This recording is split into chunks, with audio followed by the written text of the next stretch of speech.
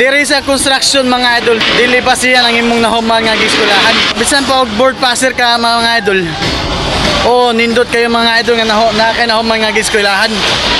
Kay naana diha nga ang pagrespeto ang imong dignidad.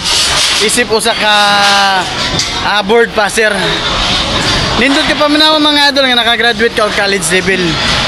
Pero pag maabot nga ka sa punto mga idol, nakakadiri sa construction mga idol, dili ka angay mauwa mga idol. Kay diri ang construction mga idol, wala ni sila gipili nga unsay mang nahuman nga giskulahan. Nindot kay ang construction mga idol kay ano, daghan kay ka makatunang nga trabaho mga idol.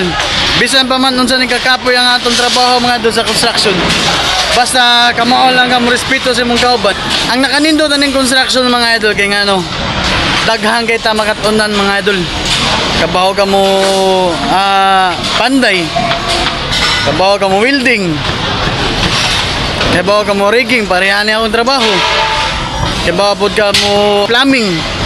Basta daghan kay ka makatunan ng construction mga idol, kung willing po ka makatun mga idol. Kaya bisan asa ka maabot mga idol, bisan pa magtrabaho ka sa mong balay, basta nakatrabaho ka construction mga idol, nakan makatunan. Naakay mga idea mga idol makuha mga idol, parehanin nila. Oh, kaya nasaluyon ako. Tinuod mga idol, kapoy ka ang construction mga idol, pero sulit pag nakakay sakto ng sweldo mga idol.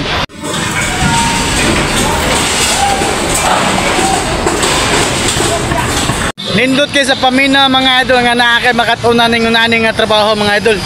Kay bisan asa ka paingon mga idol, magamit nimo nga skill mga idol.